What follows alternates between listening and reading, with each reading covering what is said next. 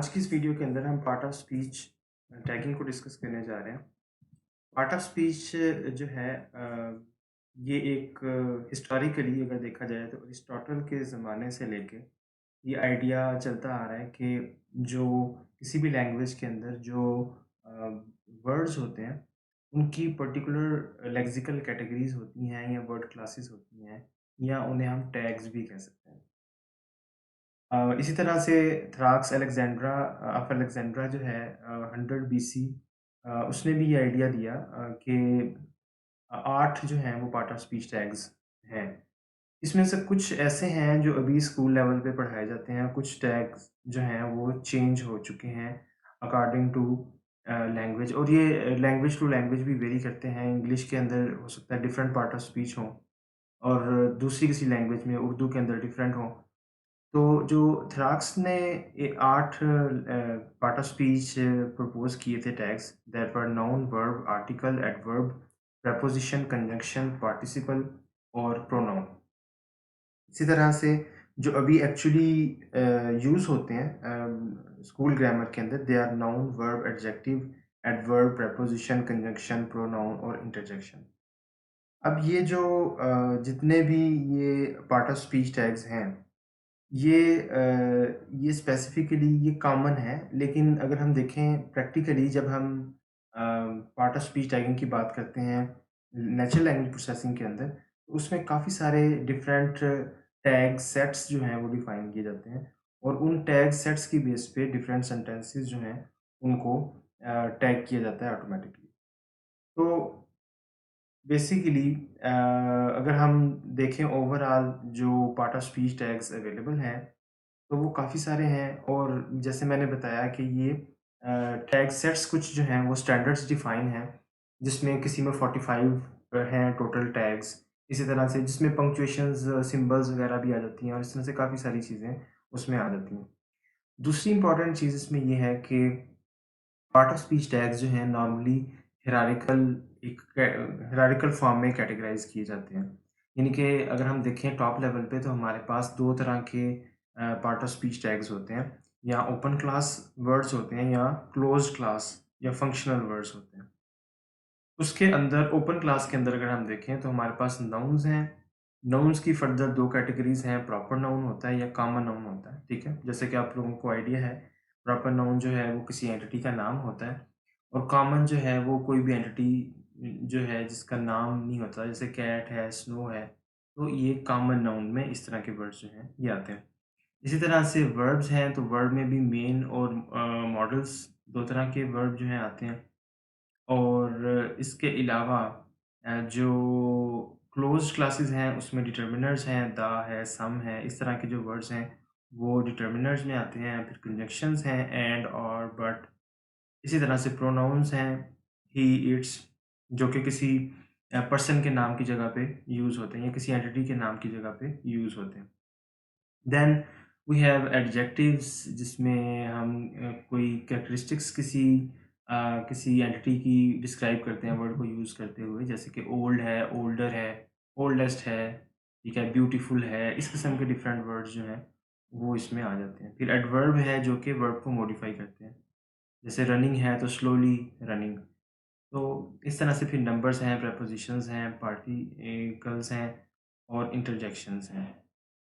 ये different classes हैं और इसमें भी 2, अगर हम देखें टॉप लेवल पे 2 तरह की क्लासेस हैं, ओपन और क्लोज़्ड क्लासेस। ओपन और क्लोज़्ड क्लासेस में इसको इस तरह से डिफ़ाइन किया जाता है कि क्लोज़्ड क्लासेस ऐसी क्लासेस हैं जिसमें यूजुअली कोई चेंज नहीं आता विद टाइम। जैसे डिटर्मिनर्स है, तो आ है, एन है, द है। इसी तरह से प्रोनाउन्स हैं, शी, ही, आई। प्रेपोज़िशंस हैं। अब इनको क्लोज़ इसलिए कहते हैं कि नॉर्मली लैंग्वेज के अंदर, अगर हम इंग्लिश लैंग्वेज की बात करें, तो उसके अंदर जो डिटर्मिनर्स हैं, कॉमनली वही रहते हैं, प्रोनाउन्स भी वही हैं, प्रीपोज़िशंस भी वही हैं। लेकिन नाउन्स, वर्ब्स, एडजेक्टिव्स और एडवर्ब्स जो हैं, ये ऐसी क्लासेस हैं जिन्हें हम ओपन क्लासेस कहते हैं, क्योंकि इसमें वोकैब्युलरी जो है, वो हमेशा उसमें नई-नई टर्म्स जो हैं, वो आती रहती हैं। इसकी एग्ज़ाम्पल सादा-सी इस तरह से है कि जैसे गूगल एक टर्म पहले नहीं थी, बाद में जब गूगल इंट्रोड्यूस हुआ तो एज़ अ कंपनी नेम आया। तो वो एक नाउन था कि जी ये गूगल एक कंपनी है। लेकिन अब हम कहते हैं जी कि ये प्रॉब्लम हमें आ रही है, चलें इसको गूगल कर लेते हैं। तो अब गूगल एक वर्ब जो है वो बन चुका है। इस तरह से काफ़ी टर्म्स जो हैं वो इवॉल्व होती हैं और नई-नई जो हैं वो इसमें नाउन्स में, वर्ब्स में, एडजेक्टिव्स में और एडवर्ब्स में ऐड होती रहती हैं। तो ये ओपन क्लास इन्हें हम कहते हैं। पीओएस टैगिंग क्या होती है? पीओएस टैगिंग ये होती है कि हमारे पास अगर एक सेंटेंस है तो हम उसको उसके डिफरेंट वर्ड्स जो हैं, उनको प्रॉपर पार्ट ऑफ स्पीच जो हैं, वो असाइन कर सके हमारा एल्गोरिदम, ठीक है? जैसे और ये प्रॉब्लम क्यों इतनी सीरियस है, ये प्रॉब्लम क्यों इतनी कह लें कि मुश्किल है? क्योंकि एक ही वर्ड जो है, उसका एक जगह पे जो है वो एडजेक्टिव का रोल हो सकता है, दूसरी जगह पे वो नाउन हो सकता है, फिर वो एडवर्ब हो सकता है या वर्ब के तौर पे हो सकता है। जैसे कि यहाँ पे आप देख रहे हैं कि बैक का जो वर्ड है, वो द बैक डोर जो है वो एज़ एन एडजेक्टिव जो है बैक यूज़ हो रहा है। ऑन माय बैक जो है वो एज़ अ नाउन यूज़ हो रहा है। विन द वोटर्स बैक जो है वो एडवर्ब है और promised to back the bill जो है वो एज़ अ वर्ब यूज़ हो रहा है। तो अब बैक जो है उसको डिफरेंट यूँ समझ लें कि डिफरेंट सेंटेंसेस के अंदर या डिफरेंट कॉन्टेक्स्ट के अंदर उसको जो है वो डिफरेंट जो पार्ट ऑफ स्पीच हैं वो असाइन होंगे। तो पार्ट ऑफ स्पीच टैगिंग जो है प्रॉब्लम में बेसिकली हम करते ये हैं कि हम पार्ट ऑफ स्पीच जो टैग है वो असाइन करते हैं किसी भी एक इंस्टेंस को वर्ड के जो कि किसी एक सेंटेंस के अंदर जो है वो आ रहा है उसको हम ऑटोमेटिकली जो है वो असाइन करते हैं। जैसे इनपुट है एक प्लेस वेल विद अदर्स, ठीक है? तो इसको अगर हमने टैग असाइन करना है तो यहाँ पे एम्बिग्विटी आ जाती है। जैसे हमने पहले भी डिस्कस किया था कि लैंग्वेज के अंदर हमें हर लेवल पे एम्बिग्विटी फेस करना पड़ती है। तो जब हम टैग असाइन करेंगे वहाँ पे भी हमें एम्बिग्विटी फेस करना पड़ेगी। प्लेस जो है क्या वो नाउन है या वर्ब है?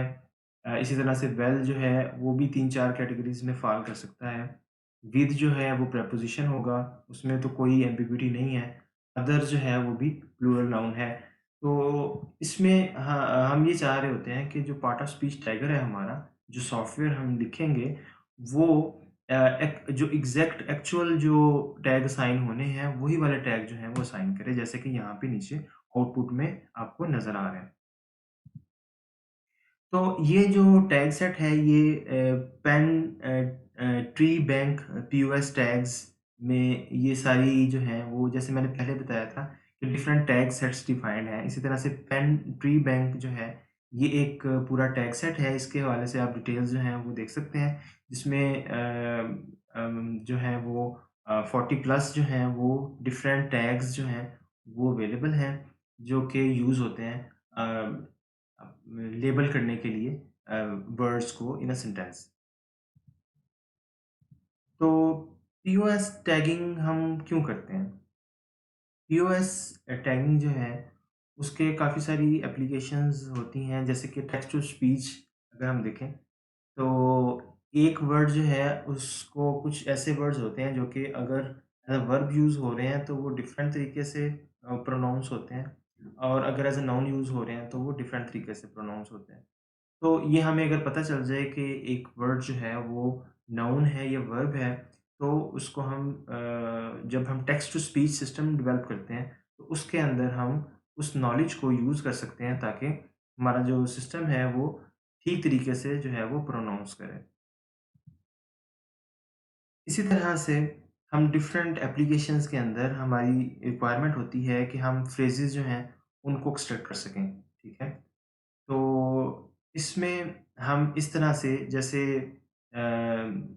द ग्रीन हाउस, ठीक है? अब इसमें डिटर्मिनर है, एडजेक्टिव है, नाउन है, तो इस तरह के फ्रेजेज़ अगर हम अपने किसी डॉक्यूमेंट से एक्सट्रैक्ट करना चाह रहे हैं, तो उसके लिए ज़रूरी है कि हमारे पास ये नॉलेज हो, हमने पहले से पीओएस टैगिंग की हो, तो हम उस पैटर्न को रेगुलर एक्सप्रेशंस को यूज़ करते हुए अप्लाई कर सकते हैं और इस किस्म के फ्रेजेज़ जो हैं वो एक्सट्रैक्ट कर सकते हैं।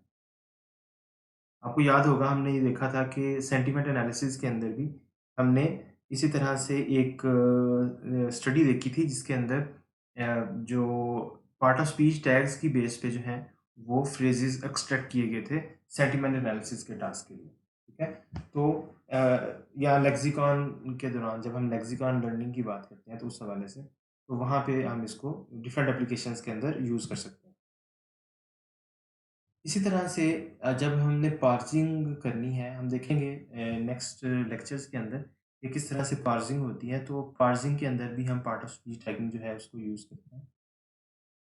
और काफ़ी सारे डिफरेंट टास्क्स के अंदर आप पार्ट ऑफ स्पीच टैगिंग अगर आपने ऑलरेडी अच्छे तरीके से पार्ट ऑफ स्पीच टैगिंग हो रही है, तो आप उस इंफॉर्मेशन को अपने फर्दर डिफरेंट एप्लीकेशंस के अंदर यूज़ कर सकते हैं। देखिए आपने लेट्स से एक और एग्जांपल मैं देता हूँ कि ट्रांसलेशन करनी है। डेफ़िनिटली ट्रांसलेशन के अंदर भी आपको पता होना चाहिए कि ये जो वर्ड है, जैसे बैक की ही एग्जांपल लें, तो back as a verb use हो रहा है या बैक जो है वो एज़ अ नाउन यूज़ हो रहा है, ताकि आप उसको ट्रांसलेशन के वक़्त उस इन्फॉर्मेशन को जो है वो यूज़ कर सकें। तो कहने का मकसद है कि काफ़ी सारी डिफरेंट एप्लीकेशंस के अंदर पार्ट ऑफ स्पीच टैगिंग जो है वो यूज़ होती है। अच्छा, अब पार्ट ऑफ स्पीच टैगिंग हमने लेट्स से हम जब भी कोई भी टास्क की बात करते हैं एनएलपी के अंदर, तो वहाँ पे हम ये देखते हैं कि कितना अच्छा इसकी परफॉर्मेंस जो है वो आ रही है। जब हमने लैंग्वेज मॉडल्स को देखा तो हमने परप्लेक्सिटी की बात की। जब हमने टेक्स्ट क्लासिफिकेशन को देखा, तो हमने प्रिसिजन, रिकॉल, एफमेयर की बात की। तो यहाँ पे भी पार्ट ऑफ स्पीच टैगिंग भी जब हम करते हैं, तो हम देखते हैं कि टैग एक्यूरेसी क्या आ रही है, कि कितने टैग्स जो हैं वो करेक्टली हमारे टैगर ने ऑटोमैटिकली करेक्टली टैग किए हैं, कितने वर्ड्स को करेक्टली टैग किया।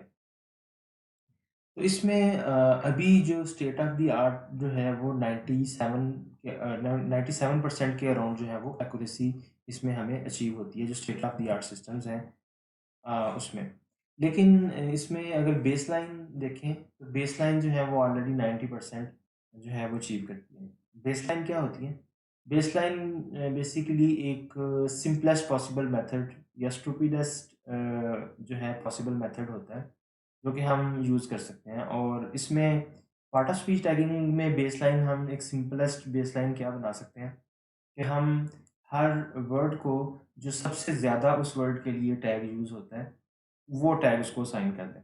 यानी कि हम जैसे बैकवर्ड की एग्ज़ाम्पल हम लेते हैं, तो हम देखें कि बैकवर्ड को किसी डेटासेट के अंदर जो ट्रेनिंग डेटासेट है, उसमें बैकवर्ड को सबसे ज़्यादा कौन-सा टैग असाइन हुआ है, ठीक है? और हम आने वाले नए सेंटेंस को बैक का जहाँ पे भी वर्ड आए, वही वाला टैग जो है वो असाइन कर दें। तो ये एक सिम्पलेस्ट इसका मेथड है। तो ये एक बेसलाइन है और इसमें फिर दूसरा ये है कि जो वर्ड्स जो पहले से अवेलेबल नहीं है हमारे ट्रेनिंग डाटा के अंदर, उनको हम नाउन का टैग जो है वो साइन कर, ठीक है? तो ये सिंपलेस्ट एक स्टूपिड ही मेथड लगता है, लेकिन इवन इस मेथड को यूज़ करते हुए भी 90% तक जो है वो एक्यूरेसी हम अचीव कर सकते हैं। और इसमें इतनी अच्छी एक्यूरेसी 90% तक एक्यूरेसी क्यों आ जाती है? क्योंकि बहुत सारे वर्ड्स जो हैं लैंग्वेज के अंदर, इंग्लिश लैंग्वेज की अगर बात करें तो अनएम्बिगुअस हैं। और दूसरी बात ये है कि बहुत सारे ऐसे वर्ड्स हैं जो कि काफ़ी ज़्यादा अकर होते हैं, जैसे दा है, आ है। ये ऐसे वर्ड्स हैं जो बहुत ज़्यादा अकर होते हैं और ये अनएम्बिगुअस भी हैं। इसलिए इतनी हाई एक्यूरेसी हमें जो है पार्ट ऑफ स्पीच टैगिंग की, वो इतनी सिंपल बेसलाइन के साथ भी इतनी अच्छी एक्यूरेसी हमें मिल जाती है। और ये जो पार्ट ऑफ स्पीच है, ये डिसाइड करना मशीन्स के लिए जो हमारे एल्गोरिदम्स हैं, जो हम डेवलप करते हैं, उनके लिए तो डिफ़िकल्ट है ही है।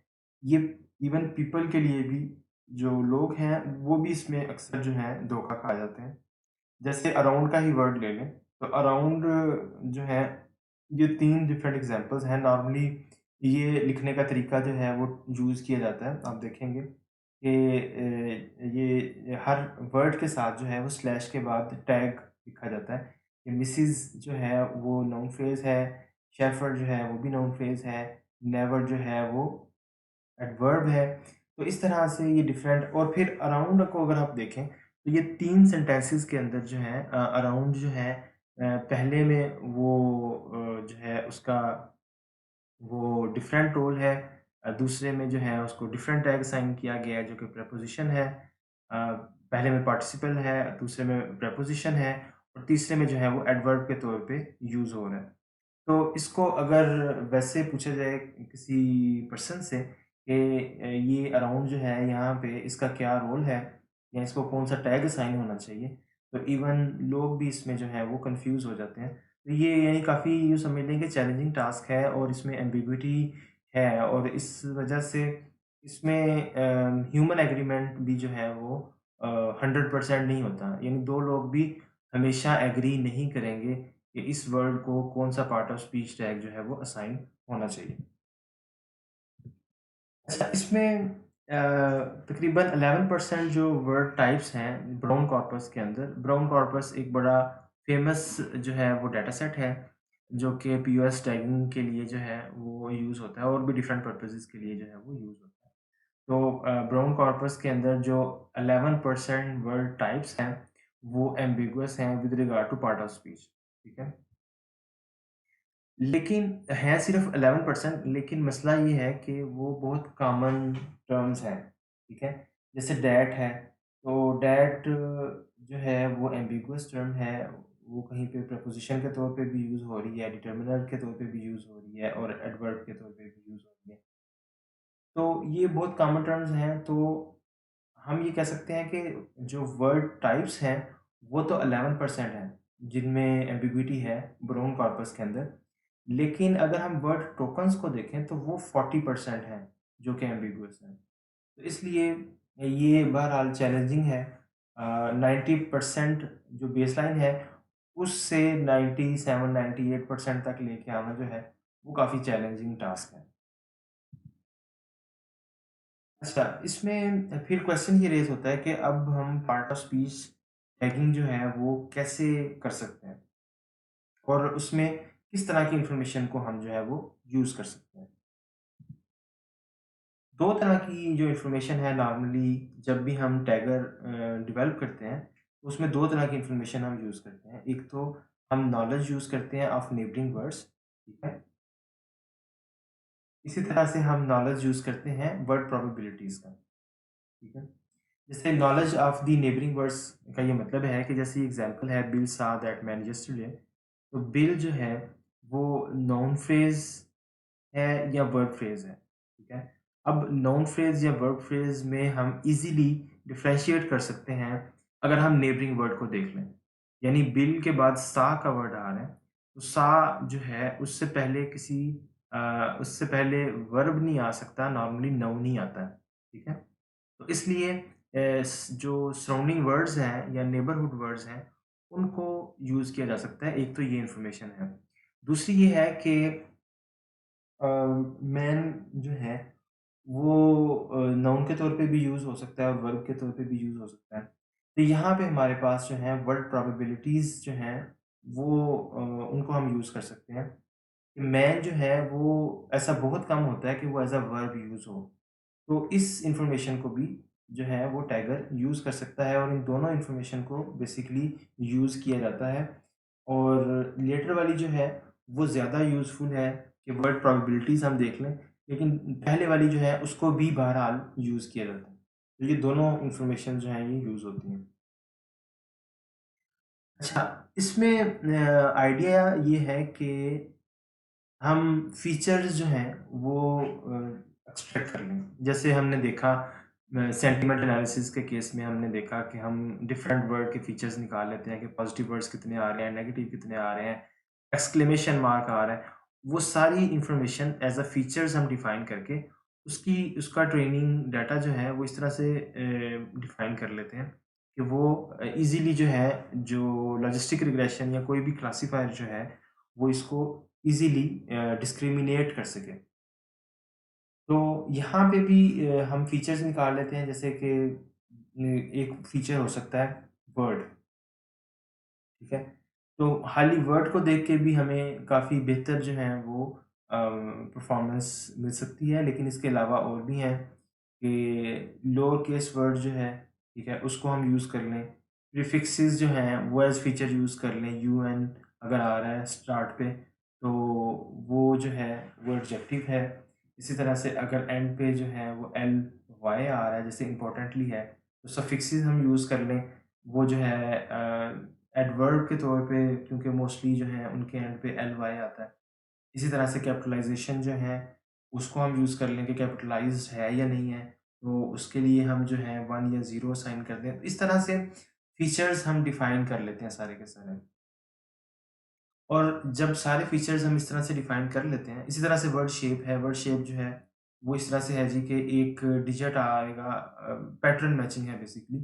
एक डिजिट आएगा, उसके बाद डैश के बाद जो है वो कोई स्ट्रिंग आएगा, तो वो जो है वो एडजेक्टिव होगा। तो ये फीचर्स डिफ़ाइन करने के बाद हम मैक्सिमम एंट्रोपी क्लासिफायर यूज़ कर लेते हैं, या मैक्सिमम एंट्रोपी जिसमें मल्टीनोमियल जो है वो लॉजिस्टिक रिग्रेशन हमने देखा, तो वो हम यूज़ कर सकते हैं, और उसकी बेस पे हमें 93% जो है वो ओवरऑल एक्यूरेसी मिलती है। और अननोन वर्ड्स जो ट्रेनिंग डाटा में नहीं थे, उन पे हमें 82% जो है वो एक्यूरेसी मिलती है। ये नॉर्मली जब हम पीओएस टैगिंग की बात करते हैं, तो उसमें हम जो वर्ड्स ऑलरेडी अवेलेबल हैं ट्रेनिंग डाटा में, उनकी एक्यूरेसी अलहदा हम जो है वो मेंशन करते हैं, और जो वर्ड अवेलेबल नहीं है, उनकी एक्यूरेसी अलहदा से हम मेंशन करते हैं, क्योंकि उसकी नॉर्मली कम होती है एक्यूरेसी। अच्छा, इसमें डिफरेंट मॉडल्स यूज़ किए गए हैं प्रीवियसली, उनके हवाले से यहाँ पे एक्यूरेसी आपको नज़र आ रही है। तो सबसे पहले तो बेसलाइन है। बेसलाइन में वही कि मोस्ट फ्रीक्वेंट जो भी टैग है वो साइन कर दिया जाए, और जो अननोन वर्ड्स हैं उनको नाउन का टैग जो है वो साइन कर दिया जाए। तो उसमें 90% तक एक्यूरेसी हमें मिल जाती है, और उसमें अननोन वर्ड्स जो हैं उसकी एक्यूरेसी हमें 50% तक मिल जाती है। इसी तरह से ट्राइग्राम जो मॉडल्स हैं, उसमें ट्राइग्राम एचएमएम जो है, हिडन मार्कोव मॉडल, उसमें हमें 95% तक एक्यूरेसी मिलती है, और अननोन वर्ड्स पे 55% तक एक्यूरेसी मिलती है। इंटरेस्टिंगली जो मैक्सिमम एंट्रोपी मॉडल है, यानी कि जो मल्टीनोमियल लॉजिस्टिक रिग्रेशन है, उसमें हमें जो नॉन वर्ड्स हैं, उस पे तो ठीक ही एक्यूरेसी मिलती है 93.7%, लेकिन जो अननोन वर्ड्स हैं, उस पे भी बड़ी अच्छी एक्यूरेसी हमें मिल जाती है, अराउंड 82.6%। तो ये काफ़ी ज़्यादा डिफरेंस है। इट मीन्स कि अगर हम अच्छे फीचर्स जो हैं वो निकाल लें, अच्छे फीचर्स एक्सट्रैक्ट कर लेंगे, तो उस इन्फॉर्मेशन को हम लॉजिस्टिक रिग्रेशन के अंदर, मल्टीनोमियल लॉजिस्टिक रिग्रेशन के अंदर, या किसी और क्लासिफायर में अगर हम यूज़ करेंगे, उससे हमें काफ़ी अच्छी परफॉर्मेंस जो है वो मिल जाती है। इसी तरह से फिर टीएनटी और एमई-एमएम टैगर है, और इस तरह से ये डिफरेंट बाई डायरेक्शनल डिपेंडेंसीज़ हैं। ये सारे डिफरेंट जो टैगर्स हैं, ये सारे के सारे जो हैं ये मॉडल्स अवेलेबल हैं, जिसमें हमें बाई डायरेक्शनल जो डिपेंडेंसीज़ है उस पे 97.2% तक एक्यूरेसी मिलती है। और इसमें अपर बाउंड जो है वो 98% है। यानी कि ह्यूमन्स भी, उनका भी एग्रीमेंट जो है वो 98% ऑफ द टाइम जो है वो होता है। बाकी 2% जो है उसमें एम्बिग्विटी ही रहती है, इवन ह्यूमन लेवल पे भी। यानी अगर 2 लोग भी टैग जो है वो साइन करते हैं, तो उसमें भी 98% जो है वो एग्रीमेंट होता है। तो इट मीन्स कि 97% एक अच्छा वो हम उस टैगर को अच्छा कह सकते हैं जो 97-98% एक्यूरेसी हमें दे देता है। अच्छा, इसमें फिर इससे आइडिया ये मिलता है हमें कि हम अगर फीचर्स बेहतर बना लेंगे, ठीक है? तो हम जो है अपने क्लासिफ़ायर को पीओएस टैगिंग के लिए इम्प्रूव कर सकते हैं। जैसे कि ये पहली एग्ज़ाम्पल आप देख रहे हैं कि एज़ जो है उसको आईएन जो है, यानी कि प्रीपोज़िशन का टैग जो है वो असाइन किया गया। लेकिन जब अगले वर्ड पे हम गए, तो उस वर्ड को भी अगर हम यूज़ कर लें, जब हम एज़ को एक टैग असाइन कर रहे हैं, तो वो इन्फॉर्मेशन एज़ सून, ठीक है? इट मीन्स कि ये एज़ जो है ये मॉडिफ़ाई कर रहा है सून को। तो ये एडवर्ब के तौर पे यूज़ हो रहा है। तो इट मीन्स के बेटर फीचर अगर हम यूज़ कर लें कि नेक्स्ट वर्ड भी लेट्स से हम यूज़ कर लेते हैं, तो उससे हमारा जो टैगर है उसकी परफॉर्मेंस बेहतर हो जाएगी। इसी तरह से जो दूसरी एग्ज़ाम्पल है कि जी इंट्रिंसिक फ्लॉज़, अब क्योंकि ये पहला वर्ड है तो ये कैपिटलाइज़्ड है, तो नॉर्मली जो टैगर है वो इसको as a noun phrase consider करेगा, इसको नाउन का टैग असाइन कर देगा, ठीक है? तो इसमें हम ये देख सकते हैं कि जो कैपिटलाइज़्ड वर्ड है उनको लोअर केस में करके भी हम जो हैं वो देख लें इसको एक फ़ीचर के तौर पे उसको भी यूज़ कर लें और उसकी बेस पे जो है वो उसको करेक्टली जो है वो टैग असाइन कर देगा कि ये जो है ये एडजेक्टिव है इंस्टेड ऑफ नाउन फ्रेज़। तो बेसिकली बेसलाइन में हमने सिंपल वही वाला वर्ड यूज़ किया जिसको हमने टैग असाइन करना था। और दूसरा हमने ये देखा कि हम जो सराउंडिंग फीचर्स हैं, सराउंडिंग वर्ड्स हैं, उनको भी या नेबलिंग वर्ड्स हैं, उनको भी यूज़ करके हमें जो है वो एक्यूरेसी बेहतर मिल जाती है। तो यहाँ पे आप देखें कि बेसलाइन जो है उसमें अराउंड टोकन्स पे जो है वो 93.69% एक्यूरेसी मिल रही है, जो जबकि अननोन पे हमें 82.61% एक्यूरेसी मिलती है। इसी तरह से 3 वर्ड्स जो हैं उसकी टोकन्स पे जो एक्यूरेसी है वो 96.57% है, जबकि अननोन वर्ड्स पे उसकी 86.78% है। तो इसमें इंटरेस्टिंगली ये जो डिस्क्रिमिनेटिव जो क्लासिफायर्स हैं, इनकी काफ़ी अच्छी परफॉर्मेंस है। इसके मुकाबले में कुछ सीक्वेंस मॉडल्स भी होते हैं। सीक्वेंस मॉडल्स जो एचएमएम जैसे यहाँ पे आपको नज़र आ रहा है। एचएमएम जो है ये हिडन मार्कोव मॉडल्स जो हैं, ये सीक्वेंस मॉडल्स हैं या इसी के हवाले से डीप लर्निंग के अंदर भी सीक्वेंस मॉडल्स होते हैं जो कि यूज़ किए जाते हैं पीओएस टैगिंग के लिए। तो ये जो सिंपल फीचर बेस्ड जो टैगर्स हैं, जो कि डिस्क्रिमिनेटिंग मॉडल्स को यूज़ करते हैं, ये भी काफ़ी अच्छी परफ़ॉर्मेंस जो है ये देते हैं।